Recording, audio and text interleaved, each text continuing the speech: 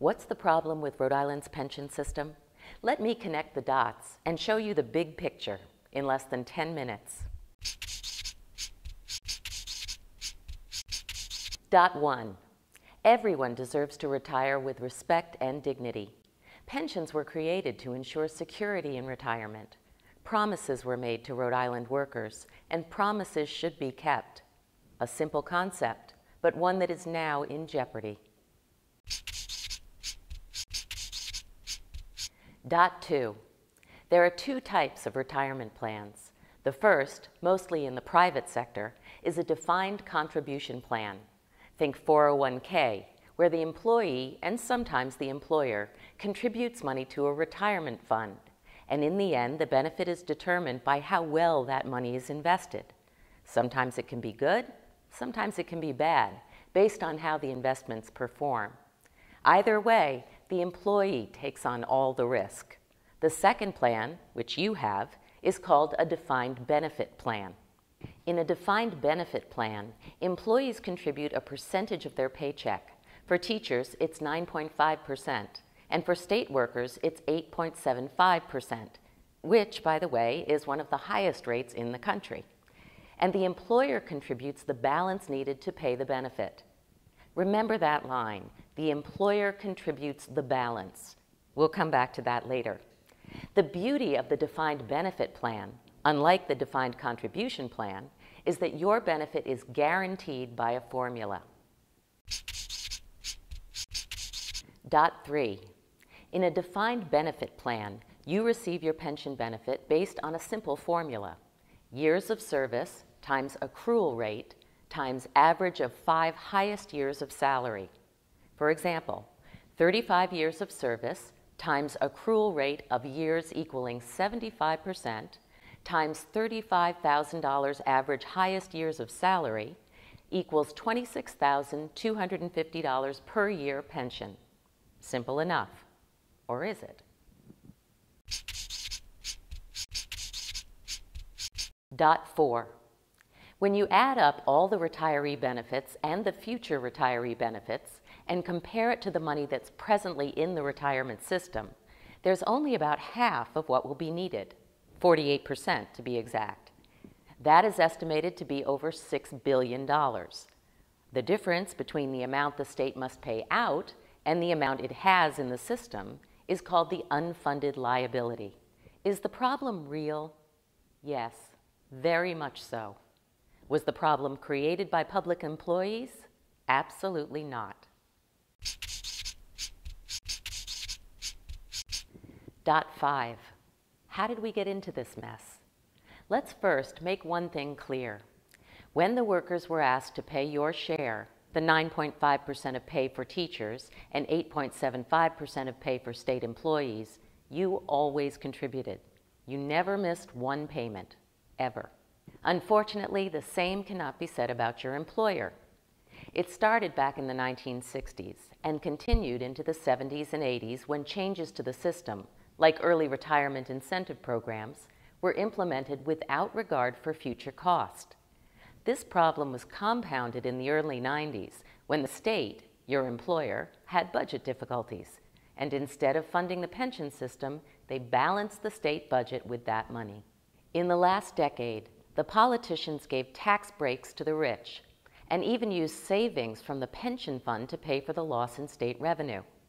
And finally, the poor performance of the stock market, where most of your pension money is invested, led to unprecedented declines in the value of your pension fund.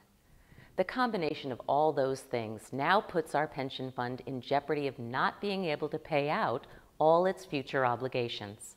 Again, it's that pesky unfunded pension liability.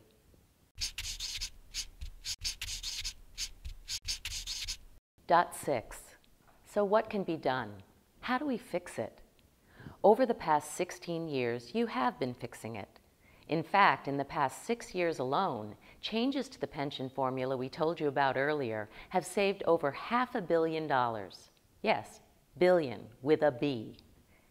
Raising the age of retirement to 62, cutting back on the accrual formula for years, 80% maximum pension down to 75%, and averaging out over 5 years of highest pay instead of 3 years, and cuts to COLAs, all helped create $500 million in savings. But it still comes back to the unfunded pension liability. And now, they want to come after you again. Dot 7. Due to the large size of the current unfunded pension liability, Governor Lincoln Chafee and General Treasurer Gina Raimondo will be proposing legislation to change your pension again.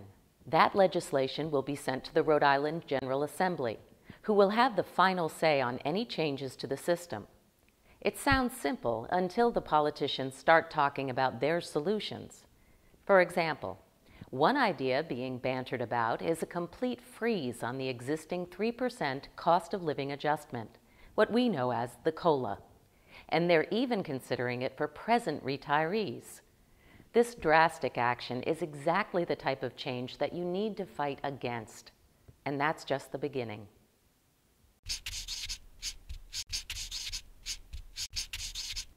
Dot 8.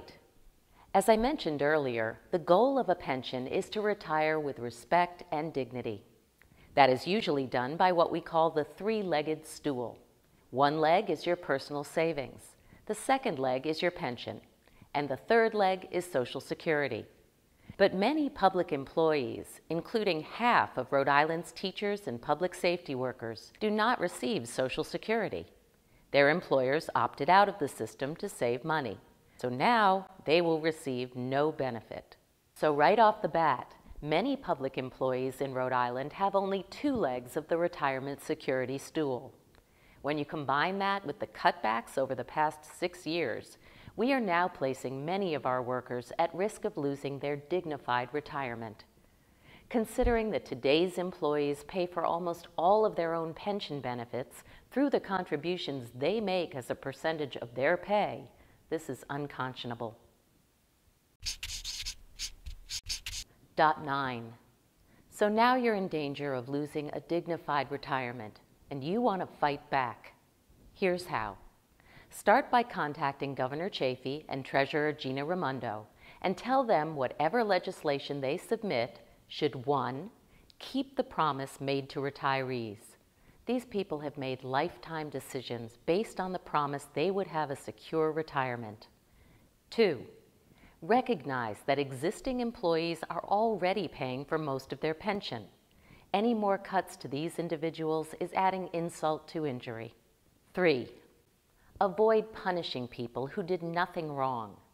This is a problem that needs to be solved by all Rhode Islanders, not a small group of workers who didn't even create the problem.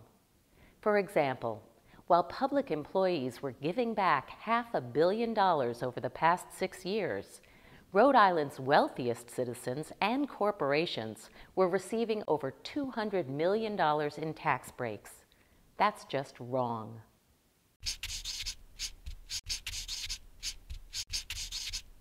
Dot 10. Contacting Governor Chafee and Treasurer Raimondo is only half the battle. The other half is the General Assembly. Sometime after Columbus Day, they will receive legislation from Governor Chafee and Treasurer Raimondo.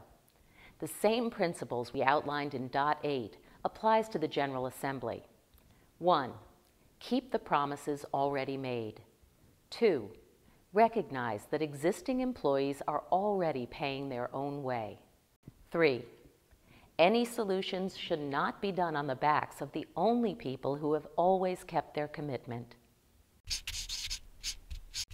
Now that you've seen how the dots are connected, it's time to take action. Go to www.rhodeislandretirementsecurity.org to learn everything you need to know to fight for your pensions. The site features contact information for Governor Chafee, Treasurer Raimondo, and the General Assembly. This site also goes into far more detail about each of the dots we talked about today. The only way you can save your retirement security is to make your voice heard. If you want to retire with respect and dignity, now is the time to fight back.